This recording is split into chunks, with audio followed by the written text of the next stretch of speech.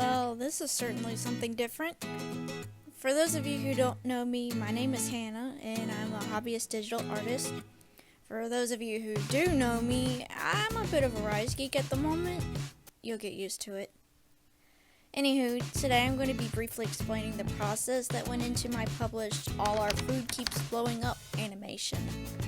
I figured some of you might like to see the steps I take to approach animation of this caliber, which, let's face it, it's rare for me because I don't normally finish anime. Phase 1 is thumbnailing. I begin this process by brainstorming what I intend for the final composition to look like. I sketched out a few layouts, but this one ultimately stuck, so I then map out 2 separate scenes and write down some notes. You can't see the full canvas, but I promise there's more going on in the background. Phase 2 is storyboarding. I clean up the original thumbnails with some very crude poses, mapping out movements and making animation notes regarding arcs and the like. This is one of the most crucial stages because it's helping me to get a feel for the movement, the placement of objects, and the timing of my animation.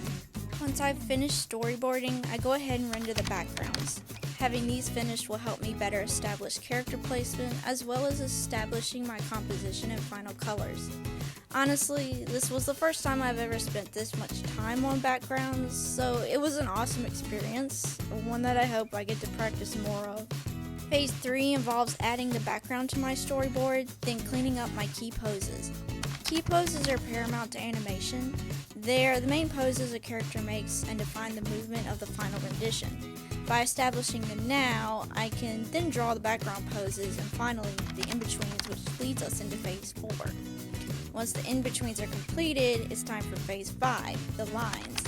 This is probably the most difficult part of animation because it often takes the most time. You must draw the lines of every character, even the ones you don't see, in order to get the most out of your motion.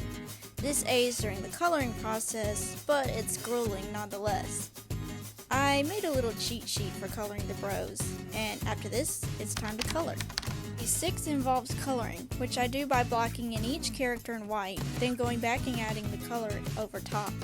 This process is pretty straightforward, but admittedly, I missed a few spots here and there.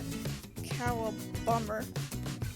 As we near Phase 7, which entails compositing and the final render, let us take a moment to gaze upon my glorious conglomeration of folders, frames, and overlays. Yeah, it's a mess, but it's a sorted mess. Anywho, this is the final render. We'd like to take a moment to announce that all our food keeps blowing up. Overall, I learned a ton from this project, which constituted over 20 hours of work over a 2-week span, and that's only for 5 seconds of animation. It was nice to push myself to finish a bigger project for a change, and it was valuable to other animation projects I'd end up doing under contract soon afterwards, which was awesome! Additionally, I worked on this animation nearing the end of its journey a bit while on stream, which I'll include in the description. Either way, I hope you enjoyed watching my process, and I especially hope you learned something new, because I know I did. Have a great one, and God bless.